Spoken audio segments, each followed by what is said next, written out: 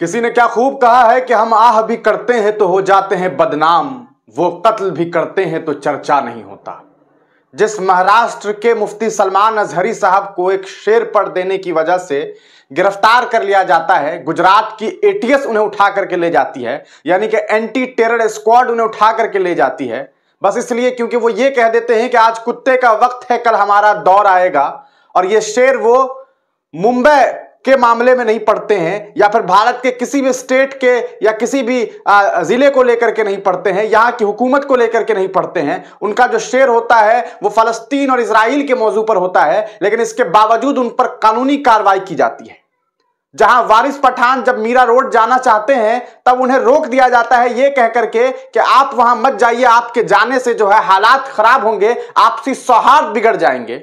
लेकिन एक भड़काऊ भाषण देने वाला व्यक्ति टी राजा सिंह, जिसके बारे में तमाम हिंदुस्तान जानता है कि किस तरह से वो गालियां बकता है, वो ऑन माइक किस तरह से नफरतें परोसता है, लेकिन उसे बंबई की हाई कोर्ट जो है वो पुलिस प्रशासन को कहती है कि भैया उसे परमिशन दो कि वो आ सके, वो रैली कर सके, और वो फिर मीरा रोड पहुंचता है। वही मीरा रोड दोस्तों जहां पर पिछले दिनों दंगे फसाद होने वाले थे, आपने देखा था कि किस तरह के हालात हो गए, और उसके बाद वहां पर जो विधायक है उनके द्वारा यह बयान दिया गया कि भैया 5 मिनट में हम ये से वो कर देंगे, यानी कि 5 मिनट में मुसलमानों को खत्म कर देंगे, इस तरह की धमकियां दी गई।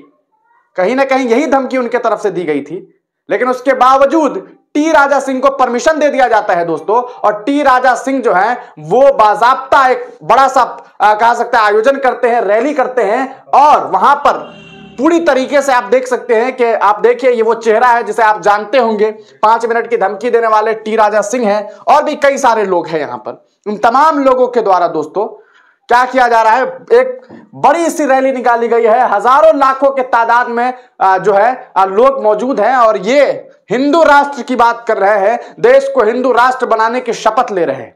क्या इस देश का संविधान खत्म हो चुका है?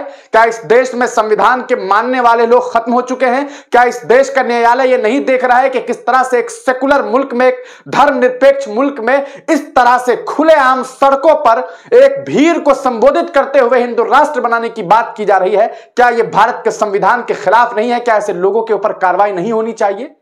लेकिन ऐसे लोगों के ऊपर कार्रवाई नहीं होती। और हद तो यह है दोस्तों कि इस इंसान के आने के बाद यहां पर जो लोग हैं वो मुस्लिम समुदाय के लोगों के खिलाफ नारेबाजी कर रहे हैं, उन्हें भगाने की बात कर रहे हैं, और यह सब कुछ हो रहा है, लेकिन इस व्यक्ति को गिरफ्तार नहीं किया जाता है, इन्हें अरेस्ट नहीं किया जाता है। इनको लेकर के एटीएस वाले नहीं आते कि भैया चलो हम आपको गिरफ्तार कर रहे हैं, आप नफरत क्यों फैला रहे हैं। इनका तो पूरा रिकॉर्ड रहा है भाई साहब, आपको दर्जनों वीडियो मिल जाएगा टी राजा सिंह का, जिसमें यह देखा जाता है कि किस तरह से ये मुसलमानों को मां बहन की गालियां देते हैं। खुले आम सड़कों पर गालियां दी जाती है मुसलमानों को, और फिर अगर उनमें से कोई 1-2-4 व्यक्ति जो है अगर उकसाने पर थोड़ा सा अगर गुस्से में आ जाए तो फिर उन्हें पकड़ करके पीटते हैं। फिर उसके बाद पुलिस प्रशासन क्या करती है ये भी आप देखते हैं। तो क्या इस तरह से हिंदुस्तान का निजाम चलने वाला है?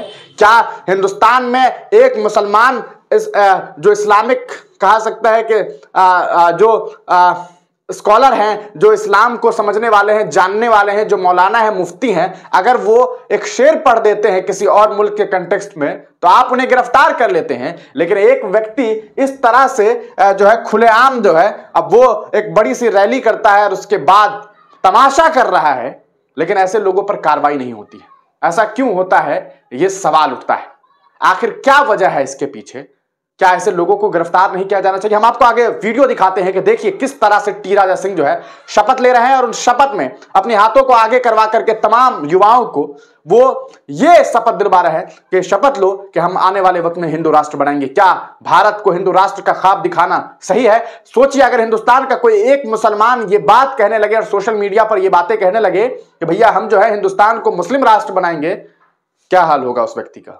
लेकिन इस तरह से खुलेआम ये चीजें जो हो रही है, ये बताता है कि कहीं ना कहीं देश में जो सत्ता पर बैठे हुए लोग हैं, जो सत्ताधीन हैं, जो गद्दी नशी हैं इस मुल्क के तख्त के, वे लोग ऐसे लोगों को सपोर्ट करते हैं। और यहां की पुलिस प्रशासन यकीनन किसी मजबूरीवश ऐसे लोगों को गिरफ्तार नहीं करती है, ऐसे लोगों पर कार्रवाई नहीं करती है। सुनिए टी राजा सिंह क्या कुछ कह रहे हैं, और उसके बाद देखिए कि किस तरह की नारेबाजी वहां पर की गई है। हाथ आगे रखिए, मैं जब तक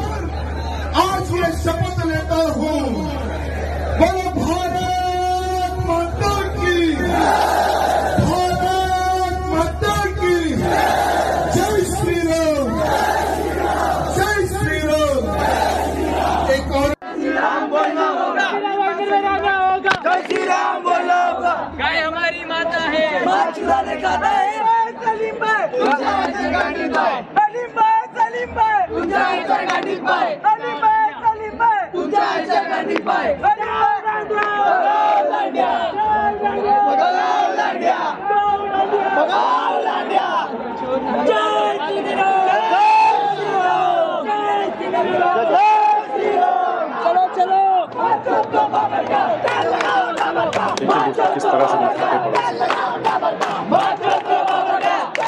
कौन सा न्यूज़ है? एमके मुमरा से